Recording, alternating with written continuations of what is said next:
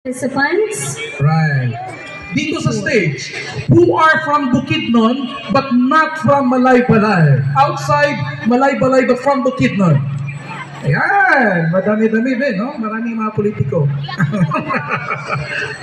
This is, and also our friends. And of course, all the rest, we assume are from the city of Malaybalay. Lingkod gid siya.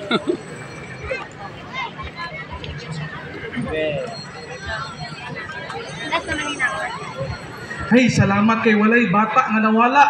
This is the first kaamulan nga walay nawala nga bata. Salamat sa pagkatiman sa iyong anak. Humano na ito itong programa nga walay bata nga i-announce nga naka-blue, red, sandal.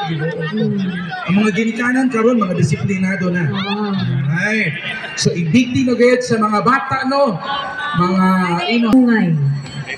Ang syudad sa Malaybalay adunay hugot nga pagtuo sa mga lumadlong kultura ug usa sa mga dagkong hinungdan sa buon sa syudad.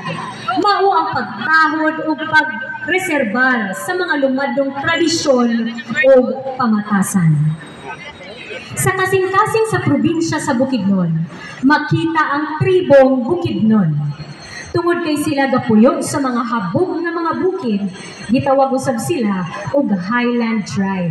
Nagsugod ang atong sugilanon sa mauyaw-uyaw. Usa ka habog nga bungtod sa Kabakungan, sitio sa Barangay Linabo, sakop ning syudad sa Malaybalay. Sa matag adlaw nga pagkinabuhi sa mga lumulupyo, nabantayan nila nga adunay gakakabsan na kinabuhi sa ilang sakop sa tribo nga mga lalaki. Hilabi na sa panahon sa lumalamaga o paghayag sa bulan. Ilang nasuta nga kinihinungdan di ay sa usa ka kahibulungan ug makalilisang uyamot nga sa larong. Inig agumod niya gikan sa tip-tip sa mauyaw-uyaw, musiga usab ang iyang gabaga nga sungay nga masaksihan gayud sa tibuok tribo. Malukop dayon ang tibuok katilingban sa Kabalaka kay kini sinyales nga aduna na usab mamatay. Kini nagpadayon sa pipila ka mga adlaw ug pipila na usab ka kinabuhi ang madalas. Usang kalumalamaga ni Ana, napukaw na lamang ang tibuok tribo sa makusog na tiyabaw ni Apo Mabalaw. Tungod kay sa unang higayon, usa na kababae ang namatay sa ilang tribo.